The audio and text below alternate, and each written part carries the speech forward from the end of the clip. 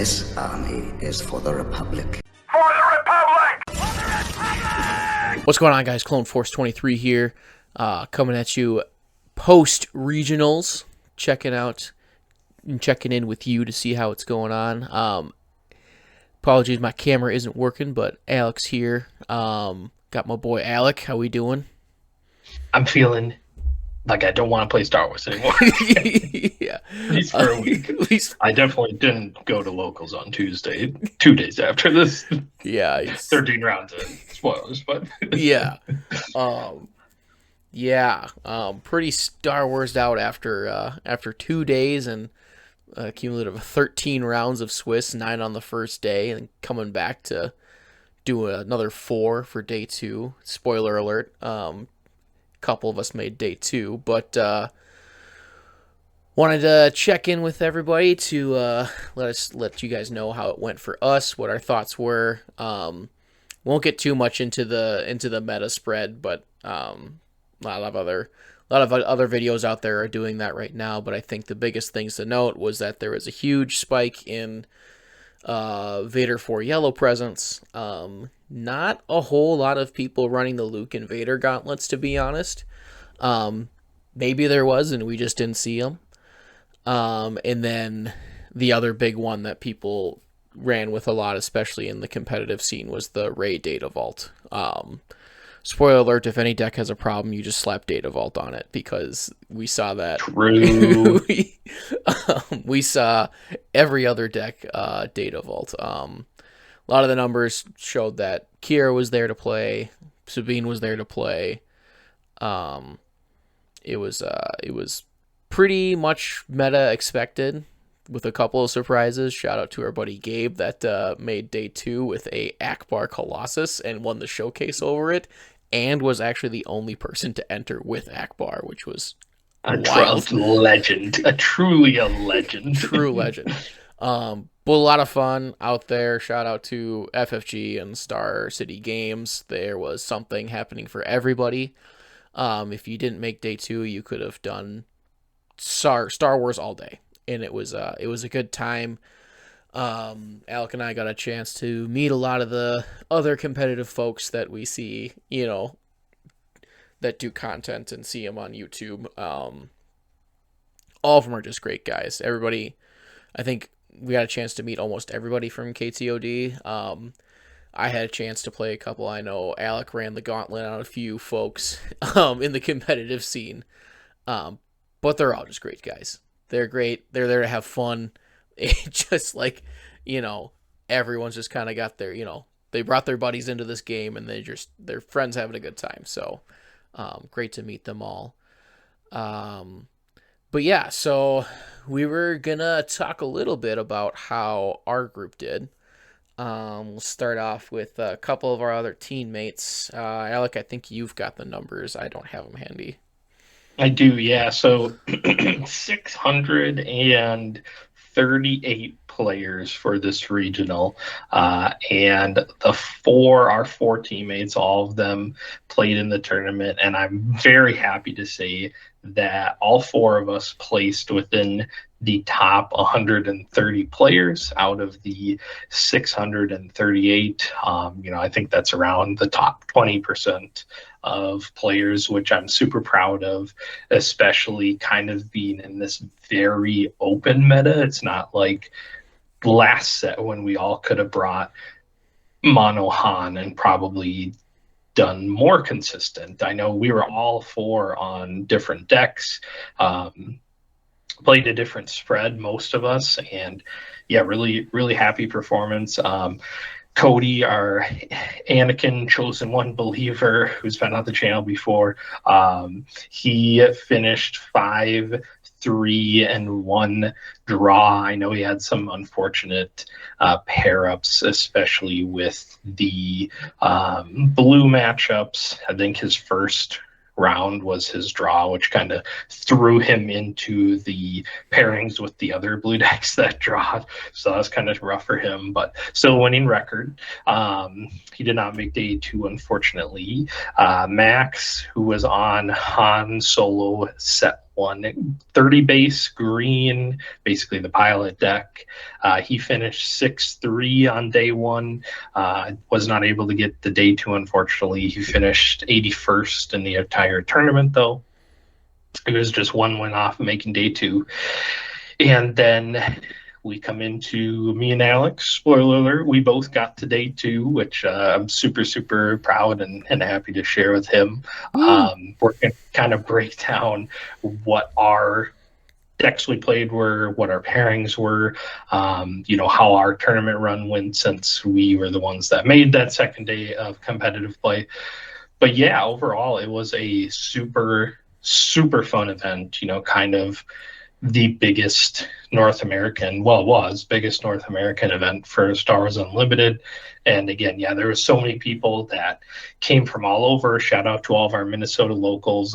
We saw like everyone there, like everyone from all of our locals we go to, all the PQs. It was great kind of having everyone in like one spot. Like anywhere you went, you could have someone that you saw familiar and hang out with them. Side events were sweet. Me and Alex didn't get to compete in it because we played in the main event, but there was a good amount of like compensation from FFG for us, which was nice. And yeah, meeting a bunch of the content creators, YouTubers, even just people from teams that aren't necessarily on YouTube or Twitch and stuff like that. Everyone that I met was super nice, like super awesome talking to people. I know sometimes it can be kind of intimidating to be like, oh my gosh, there's the KTOD guys in their jackets and they're like gonna just blow you out of the water. And like every guy I talked to was super nice, super respectful. Like it was a really great experience. So that was nice to see the Star Wars community as a whole in this event. Yeah, it was a super fun 2 days. Definitely taxing, but on the body and mind. But me and Alex got that plan on how we run these tournaments. We had one piece of beef jerky in between each round that got us there. So yeah, beef jerky and water. That's all we did, just to not weigh us down, even though there was like just the most beautiful like burger and fry stand like right next to all of it. And watching our friends eat food, we're just like, no, we're gonna get lethargic and we're gonna make a mistake. And spoiler alert, I made plenty of misplays that I'll probably talk about here in a second anyways, but it definitely kept me feeling light. It definitely kept me feeling like in the game, focused on that, not as tired. I surprisingly didn't have as much caffeine as I thought I was going to do that, but I would definitely run it the exact same way I did again to play the long game. But yeah, so it was super exciting to get to day two. A lot of action that was going on there, but I'll probably just jump in here and talk a little bit about what I brought. So if you saw our last video for our locals gameplay, it was between Alec and I playing Sabine and Cad. With some variations of that, that's basically what we took. We took to the regional. Spoiler alert for Alec, but this is what I brought, and there's a couple of noticeable differences and changes that I would talk about, and decisions as to why I put them in there. Namely, is the top end and the two red devastators. Man, did this put in work in a lot of mid-range and control matches. Like, this was something that helped me close out a lot of games. If it wasn't the just the 4 damage on, it was the threat of the 9 attack the next turn. Sometimes CAD is not enough. Sometimes CAD is capturing a unit. The unit CAD is capturing something that's threatening lethal, so you don't get to really attack with it. So there's some challenges there, but CAD did what CAD does and was super successful. Spoiler alert, in the title, I made 25th place out of the tournament. So super proud of that. Definitely, a couple misplays could have gotten me higher, but sometimes there was just some matchups that were not in my favor that made it tough. Other notable things that felt really good. If you're not sure about Lurking Tide Phantoms against Control, it is absolutely the answer. For if you're able to play yellow villainy, play this. If you want to help your control game, it might either bait the No Glory or it's going to put in a bunch of punches. So it was absolutely useful. The couple things that I didn't get to resolve, and I think I'm not sure how I feel about it, but I don't think I resolved Bamboozle or Sneak Attack once, which is surprising. No, I did Bamboozle once, and that was an Evader Yellow matchup. But Sneak Attack, I did not resolve once. And it wasn't because, like, it felt like a dead card. It was either I didn't draw it or I didn't have, like, I had a other ideal line. So there could be some conversation. There could be some thought process about that. But I'm still pretty confident in that being an option to close against Control. So I'd like to hold on to it. It's a trick, so I can pick it up with Jabba. There was a lot of times that big Jabba butt was helping me out, especially if I was pinging or doing damage with another unit, or they were attacking my unit. I got to clean up with Jabba and keep that on there. So, felt really confident with the deck. Can move into what I went up against. Yeah, and I just want a quick shout out to my boy Alex, because this was his first official tournament I've set for. I've run through the trenches of 2 PQs, a store showdown, already a bunch of stuff for set 4. Alex hasn't been to one of them, so he just decided to raw dog regionals and make day 2. So Yeah, huge shout out to that performance, which was awesome to see. yeah. I mean, family stuff comes up, but other than getting some practice at locals and texting Alec about ideas, this was kind of the most competitive it got, and there were moments that I definitely felt that. I probably should have been the notepad guy, if I'm being honest. Thinking about that might be one of the other things I say, but coming back to the run, so round 1 was Sabine ECL. Guy was super. The dream. It was the dream, but was the dream for sure. It was a 2-1 matchup. Sabine got there with the damage. Sometimes I don't have the Forlom, Zuckus, or Bosk to be able to really follow up on some of those plays and also leave a threat on the board that Sabine has to deal with in response. So I know particularly what really won me one of those games was that on the Sabine flip turn, and I really shouldn't be giving away these trade secrets, but good Sabine players already know this. Instead of going wide and adding multiple units to your board with and then flipping Sabine, this player slammed the K2, which then allowed me to just play a unit, ping, and then Tarkin Town it, and then left the board clear for me to come in with Bosk after that. So that I believed happened both games. Really, both games that I won, so that really helped me in that realm. But there's just a lot of options for Cad and Sabine ECL. Between the ambushes, between McClunky, between capturing with Relentless Pursuit. Just a lot of options to keep Sabine at bay until you kind of can flip turn and really put the pressure on. Round 2, and I don't know why Quinlan Tarkentown chose me at this tournament, but it chose me. I played 3 day 1 and then another one day 2. So I think that was the deck I played the most. And day 1 felt really good. I think, I was able to respond better. I was able to play the Tarkentown mind games a little bit better. And that might just be more of a piloting thing. But had some really good Quidlin players that were out there given a tough challenge. Something that happened that I really didn't expect but felt great was Devastator came well into this matchup. Playing that Devastator, putting the pressure on the board, and then following up with using Relentless Pursuit to capture their Han Solo unit and throwing it up in space. that like the only response that a CAD player really had at one instance was playing out an A wing, and then the next turn surprise striking to take out the Devastator. But at that point, I got to surprise strike my Devastator for 12 before that happened. So in a Tarkentown deck, that's just about half your health. So that definitely closed the game out for me. So the challenges were definitely just the discard with Quinlan. If Quinlan hits their discard, it's definitely a harder time. Round 3 was Hantu Blue, which I was extremely surprised to see.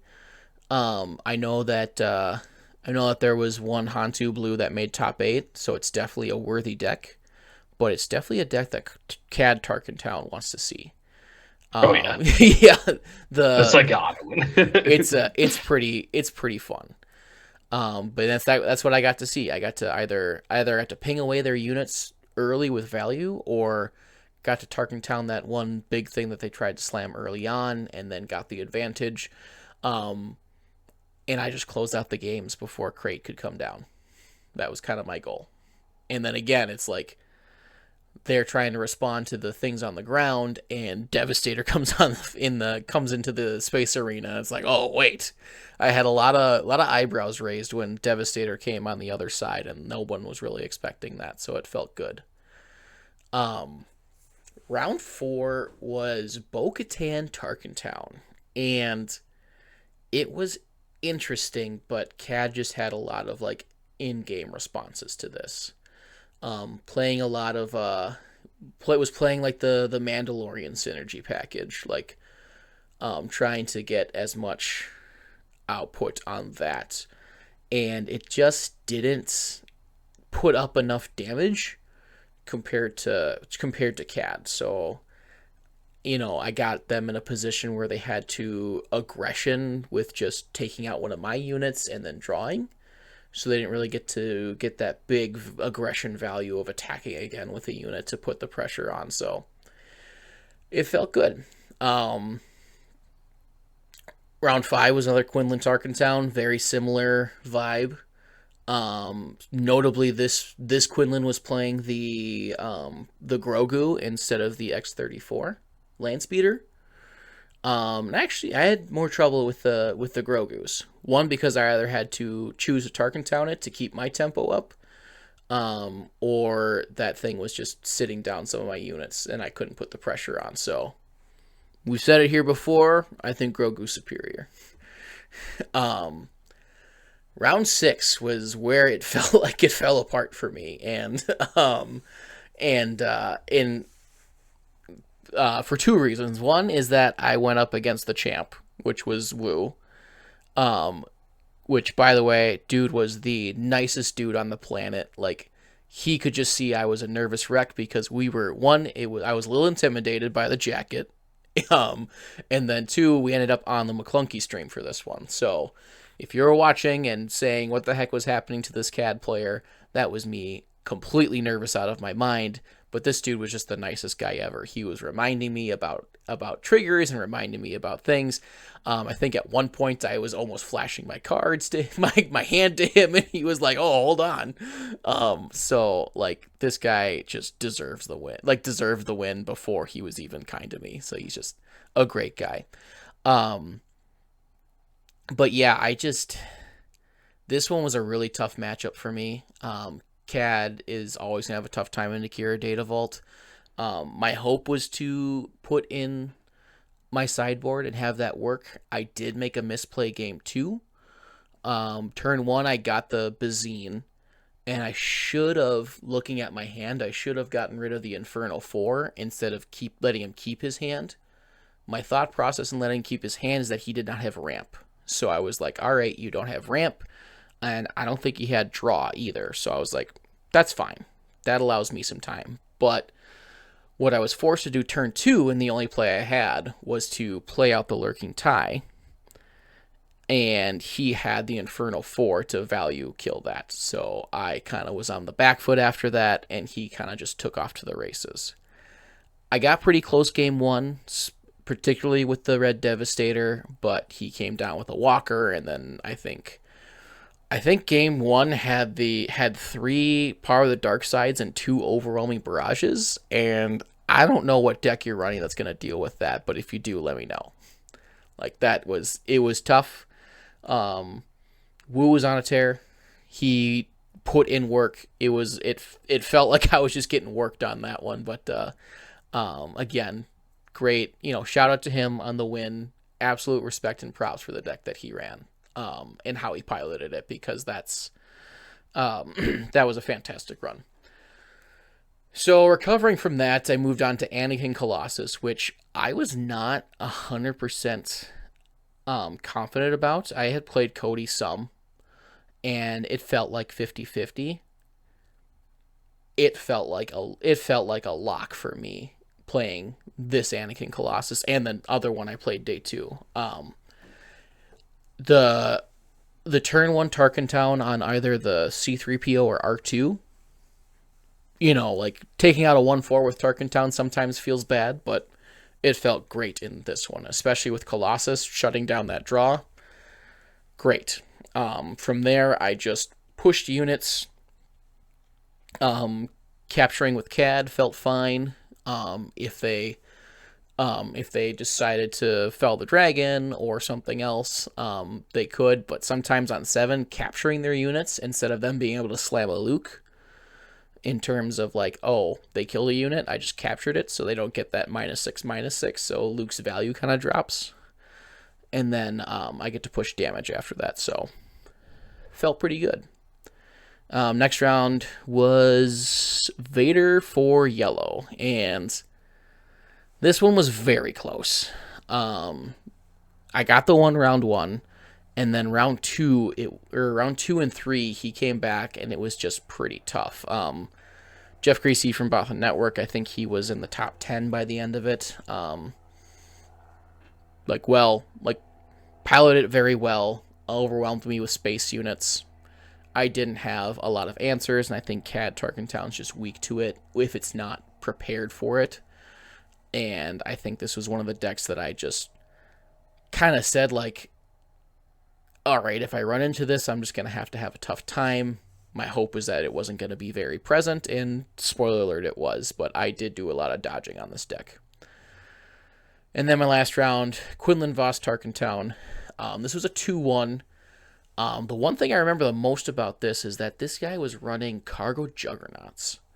And I was kind of terrified, because 1, he'd ping himself, and then 2, he'd ping one of my units for 2, because he would either ping my leader for 2, because it's on 6, or if he had Quinlan out, he'd ping again. But I'd either capture it, with Relentless Pursuit, or with Cad, keep the pressure on.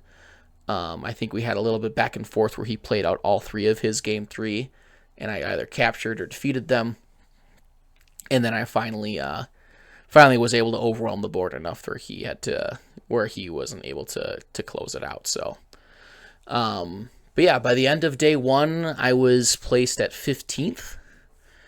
And then day 2, started my day with Quinlan Tarkentown, specifically Carlos, who's been on Quinlan Tarkentown for quite a while.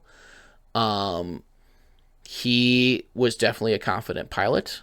Shout out to him. He made top 8. He did great things. I think notably this time, he hit the discard really hard, and always had the Han when he needed it. It was a tough time for me. Sabine ECL was my next round, and it was tough. I got 2-0'd. I did not see the lines that I wanted to see. He saw the lines that he wanted to see. I don't know what much else to say. But it was it felt fair. It felt like I did what I could, but he just was able to overwhelm. And then third round was Anakin Colossus. It felt the exact same way as the last deck came out to be. Shout out to Cody for the practice I got in with him, because that really built my confidence playing against this deck. But again, shutting down the turn 1 plays, him committing to, the one spaceship on turn 2 to be able to like draw to catch up because he needs something, which then I can just play out units turn 2, turn 3 to ping it off. Lot of value plays that Cad's able to do against Anakin. And just doing a lot of value in creature control until Anakin flips. And then I think one time I was able to just send a Zuckuss into it or threaten with a Zuckuss. And I think one time I just McClunkied and then came in with Cad to finish him off. So definitely a lot of ways to get through the Anakin minigame with Cad. And then my last round was my second Kira Data Vault, and it went a lot differently this time. Main deck Devastators came in for the win again, round 1. I mulliganed both of my games for Bazine because it's a need for the Kira matchup at some point to run into Bazine. And I feel like I just kind of learned a little bit from my last time playing Akira Data Vault, and just timed the discard a little bit better and able to put the pressure on. I also notably got to see the 8 cards that I have planned for control. I saw those in this game. I think I drew into 2 out of my 3 Lurking Ties, 1 of my Devastators, and 2 Ruthless Raiders. So I was able to put in work with I think at one point I had 2 Lurking Ties out, and as soon as he dealt with those with no glory or something else, I brought out the Ruthless Raider more confidently and just started swinging with that to put pressure on. So that kind of validated my strategy against Kira. But yeah, at the end of the 2 days, I went 9-4. I placed 25th. So I got some decent prizing for that. I was able to get a mat. I was able to get, and I got a sealed box of JTL. So felt pretty good. Couple things that I have been thinking about since playing this. One is that Kira is not an auto loss. I feel like a lot of folks were against Cad and talking not so confidently about the Cad matchup, about the Cad build because of the control heavy meta. There are tweaks that you can make if you are running into a control meta, like specifically the Red Devastator, specifically Sneak Attack. You can look at some of the other, sideboard options as main board options if you are seeing that locally, but it's not impossible to win. At the end of the day, it's what you draw, what they draw, and what your matchup is. And Sabine isn't an auto win. I know a lot of folks, and I'm not even going to get into the Cad Tarkentown Discord thread insanity.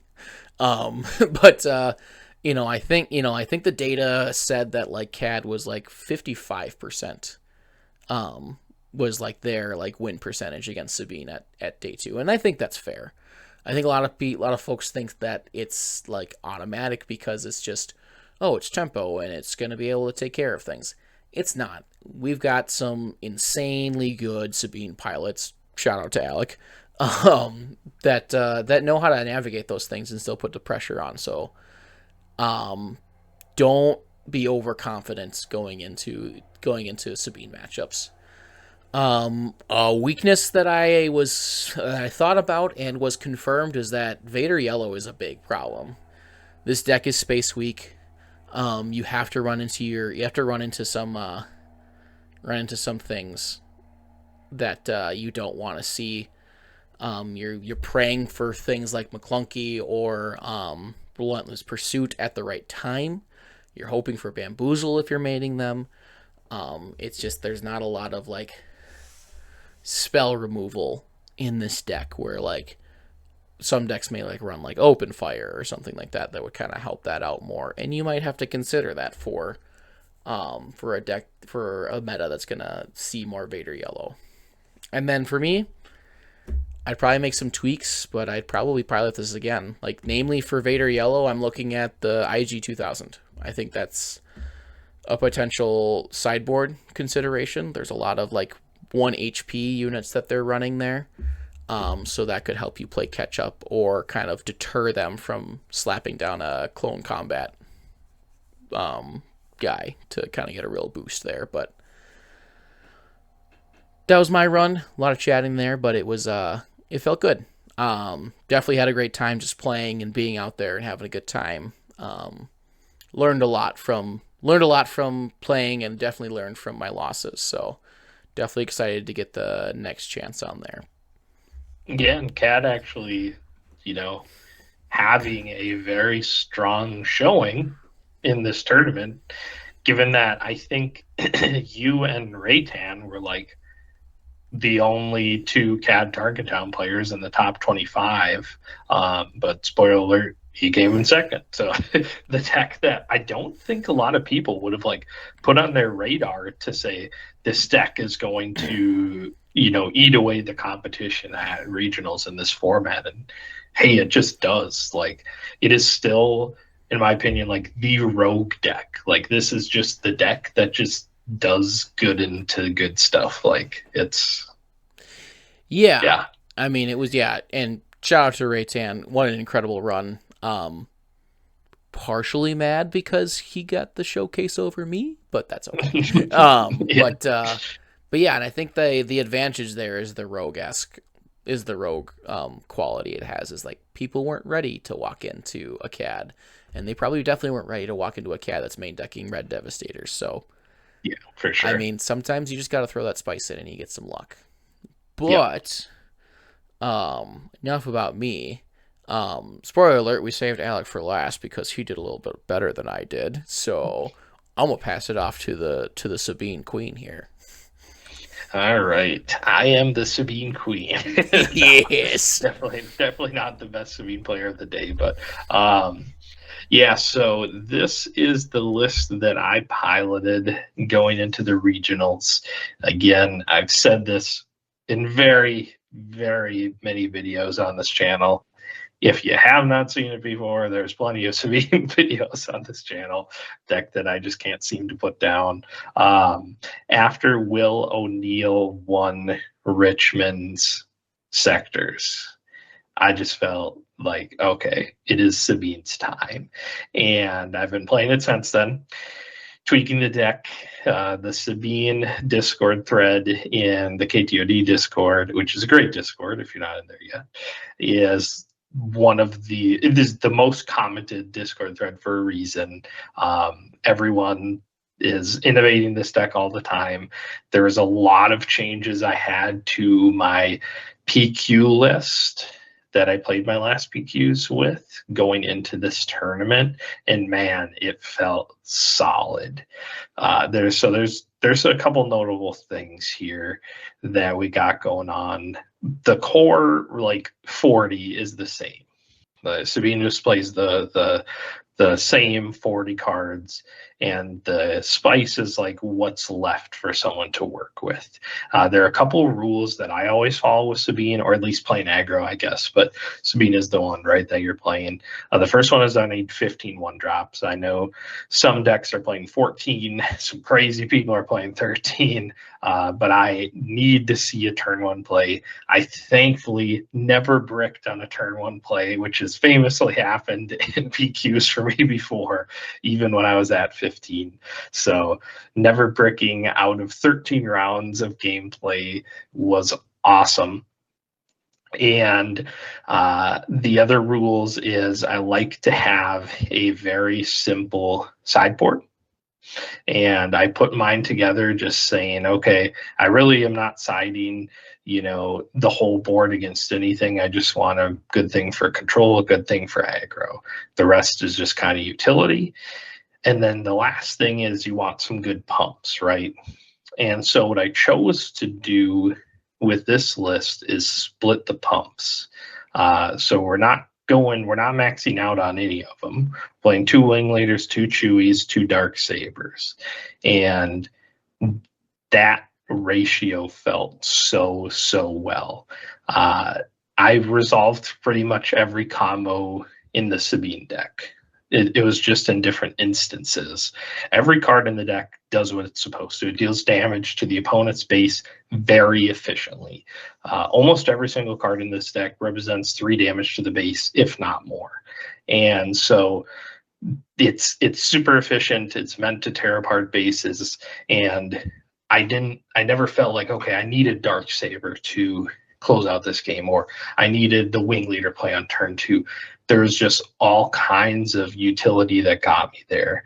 The one spice that I brought into my list the week before, actually at Locals on Tuesday, I tried this out, is the Adelphi Patrol Wing.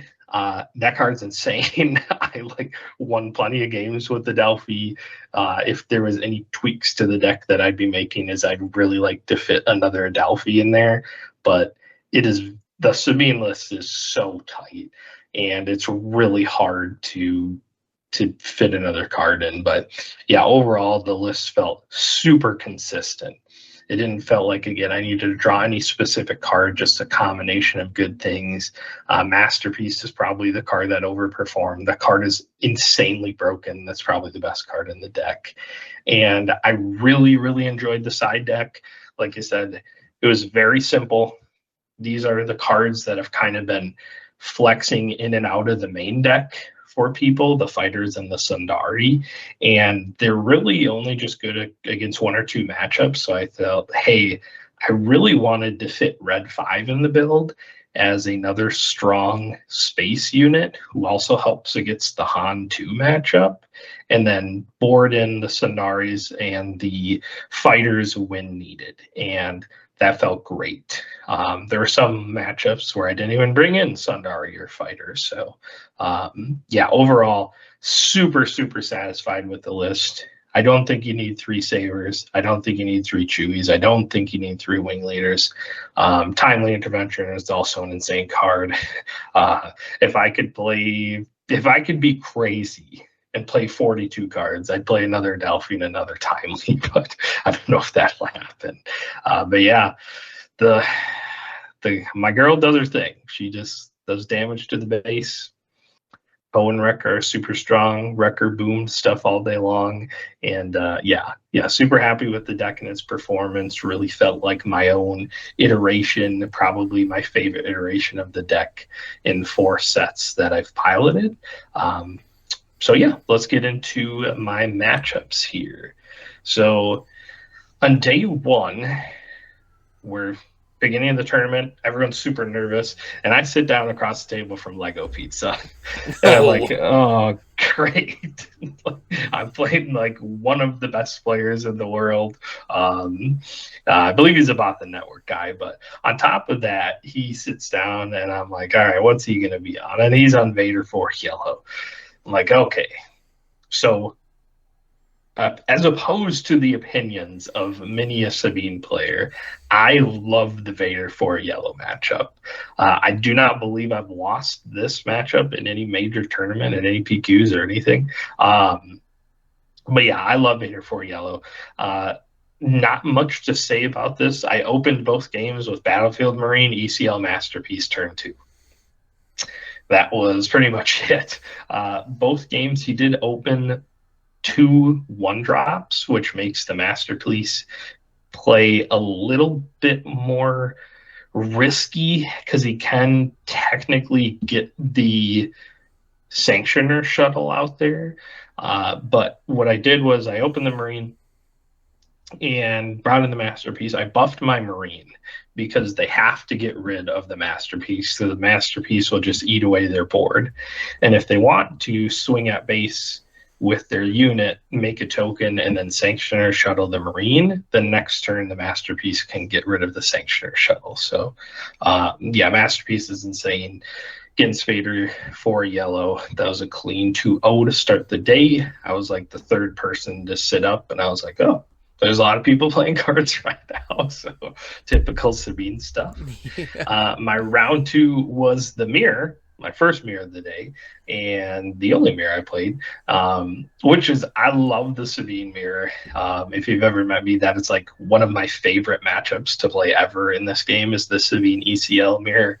It's like the only mirror in the game, which is fun in my opinion. So I'm very familiar with the Sabine mirror. Against a player who I think he had like just picked up the deck. He was playing it. He had mentioned he had kind of had to switch a local player from around here, but yeah, got the clean 2-0 against that. My round 3 was against Boba 4 Yellow. I totally believe this is a very winnable matchup. I tossed game 1. So I don't know what I was thinking. I opened like Chewbacca and Phoenix Squadron A-Wing, and I had a Battlefield Marine. And I'm like, oh, I'm totally just going to like throw this Phoenix A-Wing out, put Chewie on it, have a great time. And he opened General Pride with Initiative. I resourced my Battlefield Marine. I was like, oh man, I forgot I need the ECL their turn 1 play. So I tossed game 1. He just dealt 5 damage to my base the next turn, which I couldn't really come back from. And then game 2 and 3, I was able to do exactly what I said, get rid of his turn 1 play, and then just kind of start going to base from there. It's hard for that deck to play catch up, especially when I just start pinging all my units with his indirect damage, and was able to get that 2-1. My round 4 was against Anakin Colossus. Again, shout out to Cody, our Anakin player. I've had plenty of practice into this deck. Game 1, I put a Chewbacca on a Phoenix A-Wing, and game 1 against Blue Hero, that's usually enough to take away the game. Game 2, he was able to come back. It was very interesting. He essentially like raced me in space when I went to ground. He didn't do Anakin stuff. He didn't control the game with his ground units and trade into my guys. He ended up getting out like 2 Restore Darks, and I think it was like a Razor Crest, and was just healing damage. I couldn't do anything in space, and his Anakin was huge. Came out. Yeah, I think I had a record play too, but it just wasn't enough. So he got that. And then game 3, I was just able to kind of normal Sabine stuff. I think I took like a favorable trade on the ground at the beginning and was able to get there. But they were super close games. The guy that I was playing was a dad from Canada who's here with his 2 teenage boys, which is super cool to see. So that was really nice to meet him. Round 5 was against my arch nemesis, which is Bosk Blue, the one deck that I figured no one would be on, and I hate this deck. I might hate this deck more than Kira Bolt. So going into the Bosk Blue game, I played this matchup quite a lot when this deck was super popular in set 3. And I know how to deal with the matchup. I pretty much know my lines, but it is always definitely hard. But I was able to just kind of get there. I think the Confiscates did some big work, getting rid of some bounties and making me able to get those games. They were super close, like super, super close games. But Duncan, my opponent, was super awesome. Super great opponent. So at least a deck that I'm not super fond of was a great pilot. And I was able to get the 2-0 against that. My round, what are we on? Round 6 here? I don't even remember.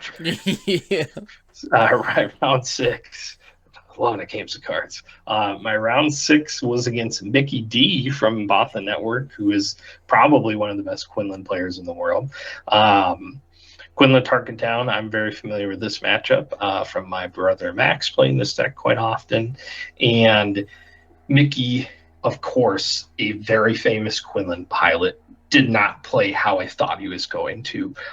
Notably, both of the games that we played, I was able to get there, but he was 1 action off of getting me game 1, and game 2 he had me to 24 damage versus my 25 on him. So it was literally just neck and neck. He needed a pump, couldn't get one, but they were super fun matchups. Mickey was an awesome guy. See you in Iowa in 2 weeks, Mickey. Try and grab a PQ from down there. But yeah, he was super awesome, super great player. Played the matchup how I didn't expect, and it was scary. So I was able to get to 2-0. And then we're going into round 7. I'm pretty nervous because if I win this, I make day 2. So I was like, all right, please like sit down across from something that I can at least play favorably into. And I see Han 2 Data Vault. And I'm like, all right. Had to hit him at some point. So I took my first Data Vault challenge against Han 2. And that deck is odd, definitely good, and it is just so hard to predict what they're going to be doing. I know I did toss one of our games where I totally forgot the lane dodge. I opened a Sabine unit and a Phoenix A-Wing, and I'm like, all right, I'm going to play the Sabine unit. And then he played a Battlefield Green. I'm like, oh, I forgot they played this card. So he was able to trade favorably and just kind of keep the tempo from there. But Poe and Wrecker do crazy work in the Han 2 decks.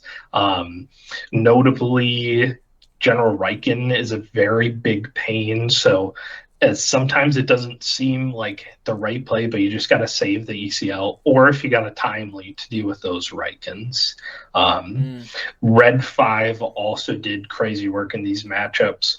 I know it was able to kill a space unit and then kill a Poe on the ground in one of the matchups, which was really great. So I got the 2-1 victory there. So we got my 7-0. I'm like, all right, guaranteed day 2.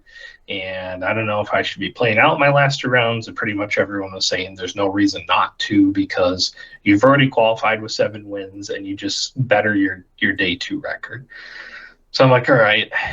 There was 4 7-0s going into the 8th round, and that was myself, the Han 2 blue player who ended up making top 8, the Han 1 Data Vault player, I can't remember how he placed, and then Wu, who was also undefeated. And so I had to play 2 Data Vault decks in a row. And so I pair up against Wu, and Ophir, like Alex said, is a super nice guy. He was doing crazy work all day on Caraval. He was super nice, like super respectful player. We had a great time playing. It was a very competitive match. I did end up taking my first L of the day for this one. I know one of the matches I got him to like 31, and I just couldn't turn the corner from there. I know the other loss, I think, was just like straight blowout. Like he drew the nuts, like power into removal into Kira OB. Like I just couldn't come back from that. But yeah, losing to Wu, I'm like, all right, I'll take that. That'll be my loss. Like I'm totally good with that. And again, shout out to him for winning. Super amazing run, super great tournament for him. So I was like, all right, that's my one tiebreaker. That's a great tiebreaker to have. Yeah. And then my final round was against Vader for Yellow. So we start with Vader for Yellow. We end with Vader for Yellow. And that was against Bothan Network's Jeff, who Alex had just played in round 8. And Jeff was also a super nice guy. If you don't know, he does a lot of commentaries for a bunch of not even just Bot the Network channels, but like McClunky and other streams. You've definitely recognized his voice. I was like, I totally know you from somewhere. And he's like, yeah, I don't actually play much. I'm usually the commentator, but he got to dust off the cards for this one. But yeah, Vader for Yellow, same plan. I believe game 1, I just opened like Space Unit Masterpiece, got away with that. Game 2, I know I had no Masterpiece until the 4 turn, and I believe what I did was Sabine unit into Sundari, and then I had timely Masterpiece on 4, which is arguably even worse for them than having Masterpiece on turn 2, because I had a red and a green unit. So I was able to get rid of a token and then give an experience to someone too. Oof. Same rules applied. Like he needs to kill the Masterpiece on site, or else it can just get away from him. And I notably it got close. Like he was able to kind of start picking away at my units. I know at one point I had Sabine out and 2 Sundari Peacekeepers, and he had to bring Vader out into the ground. And we got to the point where he like had 1 resource up, and I had a Darksaber in my hand, and I had a Forward Cause I Believe in my hand. And there's like no other like plays. He had 1 resource up. This is post side. And I'm like, I think I'm just going to go for the Darksaber. If he has Confiscate, he has it. Laid that Darksaber down. He didn't have Confiscate. He's like, yeah, you got it. So that got me the win. Sometimes you just got to make him have it. And he didn't end up having it. So finished 8-1 on day 1, and I was sitting at 3rd place in the standings. So I was feeling super great, feeling super strong, being the Sabine player going into day 2. And then day 2 happens. And I got to take the Data Vault challenge, the dawn of the 2nd day. Man, this was like I don't even know what to call it, like some type of like cruel punishment, because my first 3 rounds I sat across from Ray Data Vault, and I was just like, oh man, one after another. The first one I'm like, okay, yeah, Ray Data Vault, like I had to see this at some point. And then the second one was like, no way, like another Ray Data Vault. And the third one was not only Ray Data Vault, but it was John Tata with KTOD. And I'm like, oh my gosh, this is a joke. So anyway, we'll run through it here. Again. So yeah, sit across from Ray Data Vault, day 2, first round. I'm like, yeah, this needed to happen at some point. I kept track of all of these matches for the Ray Data Vault decks. Every single one that I lost, I got them to 28 plus damage on their base before they turned the corner. And some of them were higher than that. So yeah, I know the round 1, Ray Data Vault was just close matches, kind of needed to draw the cards, didn't get the ones that I needed. So first round of day 2, and I've got my second loss. Right, I kind of need to win an out to top cut and get that flight paid for. So then I sit across from another Ray Data Vault, and I'm like, oh man, this is like not what I want to sit across from. He ended up taking game 1 with some crazy like Spark of Hope ramp into a Luke on my record turn. I just couldn't do anything from there. And then post board, I bring in the Fighters for Freedom, and that made a big difference, just throwing those out there on turn 2, which is very often when the Village Protectors come out. And I believe I ended up seeing like 2 of them on one of the games, but Fighters for Freedom goes a long way. I was able to finally close out the next 2 games against Ray Data Vault, which felt great. I'm like, all right, it's winnable.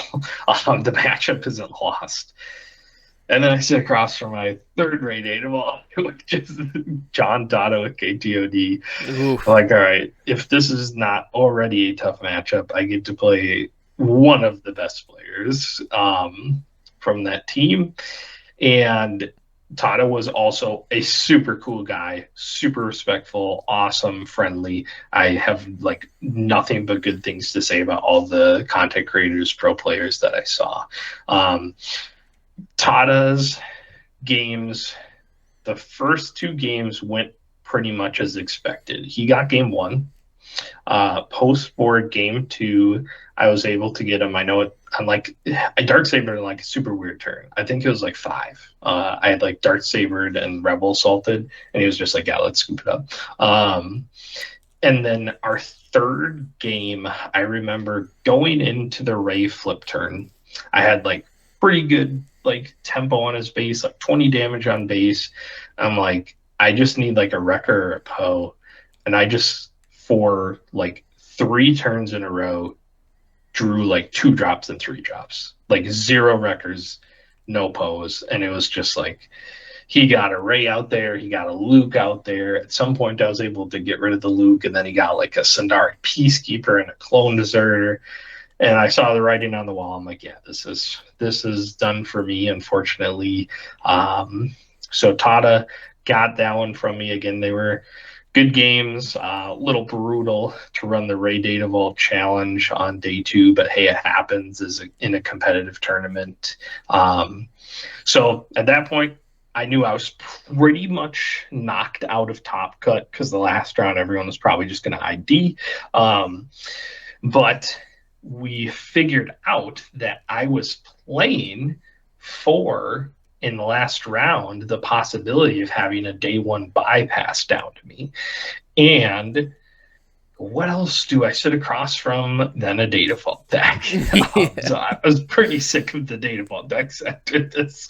But I sit across from KTOD Maddie piloting Hantu data vault. And again, Maddie was a super cool guy. He's also a father, just like myself. We were kind of talking about that and playing card games, and he was super awesome. He was probably like one of the most friendly opponents I had throughout the entire tournament. He was so cool. Spoiler alert, I was able to get this 2-0. Again, this was after 13 rounds of card games over the past 2 days. Everyone was tired. There were some times where it's like, wait, what is the math for this? I gotta figure this out. But Maddie was sweet. Honestly, I felt bad, knocking him out of maybe getting that bye, but it happens. And I was able to get the 2-0. So we finish day 2, 10-3. 1 went off a cut. I did do the math, and with my tiebreakers and stuff, would have been in the cut, but can't do it every time.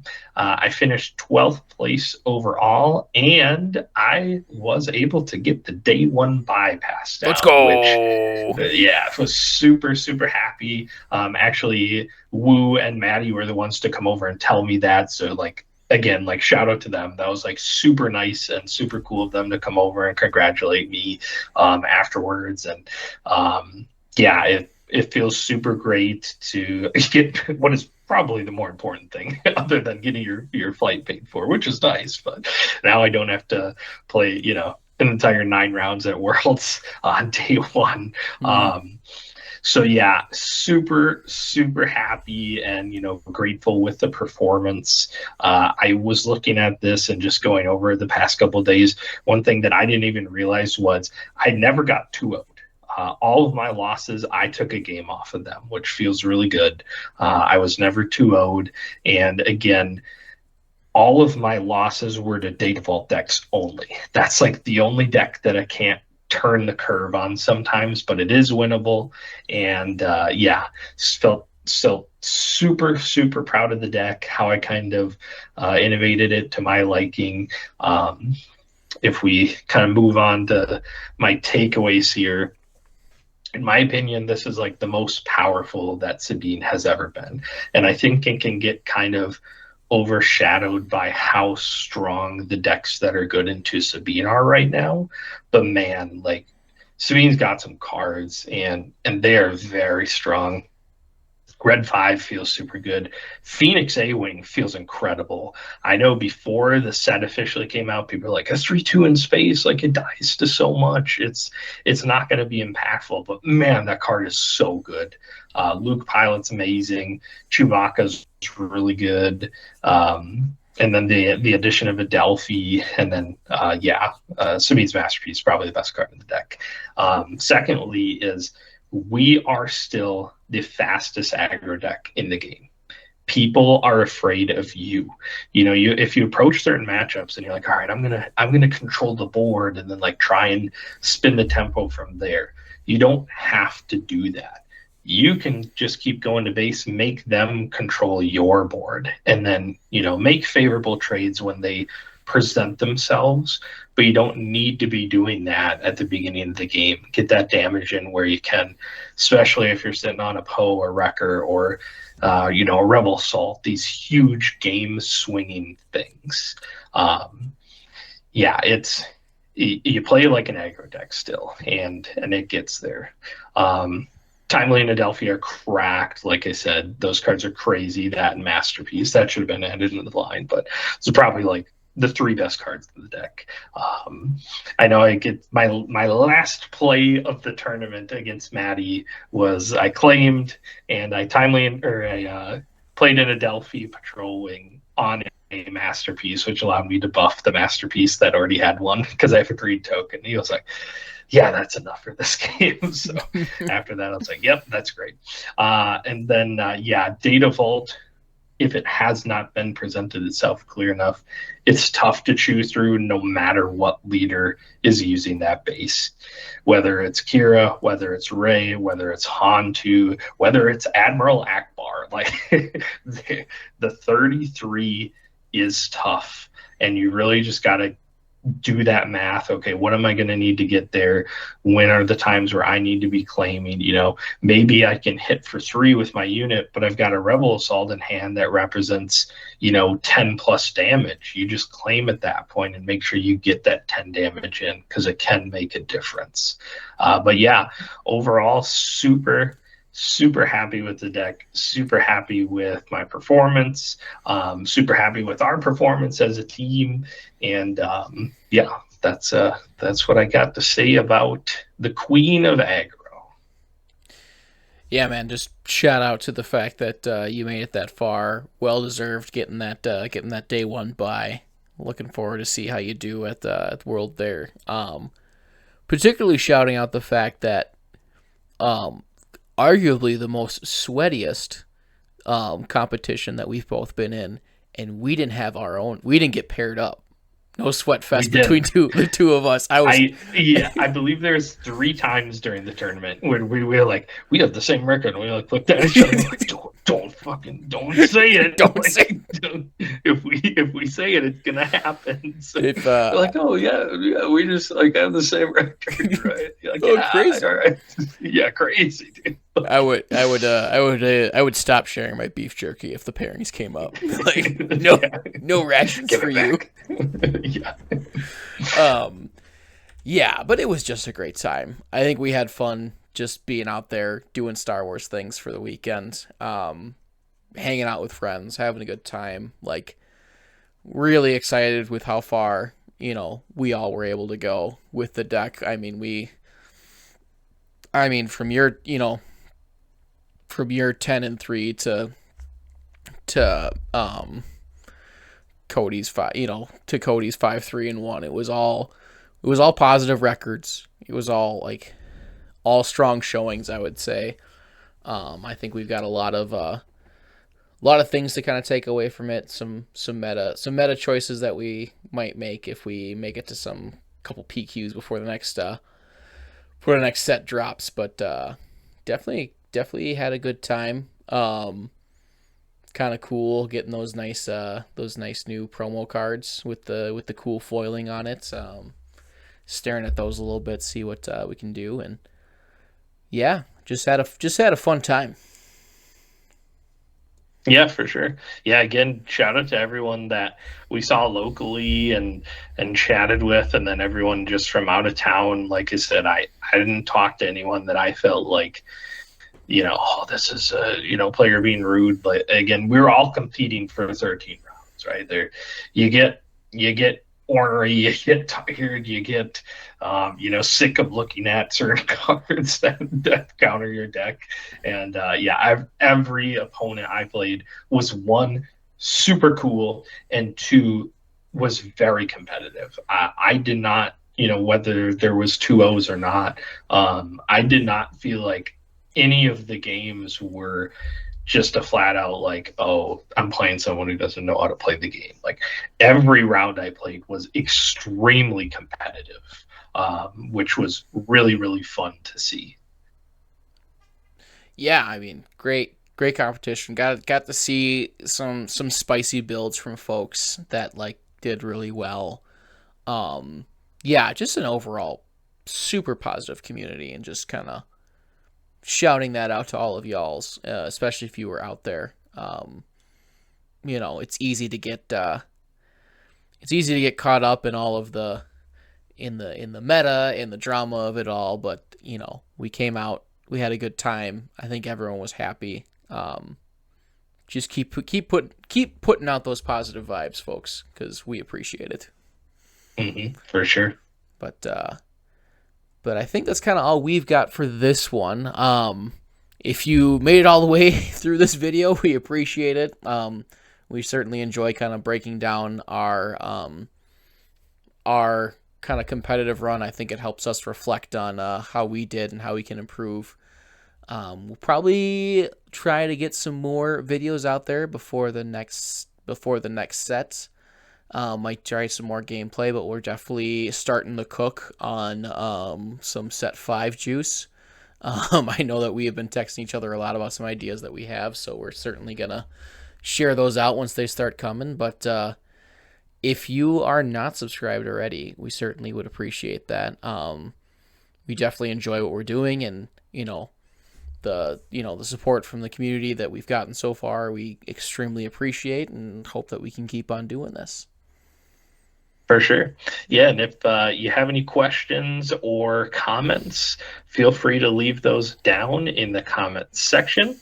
Otherwise, I think we are going to have a little bit of a break from talking about Star Wars for a little bit after a pretty big weekend. So I got nothing else to say here.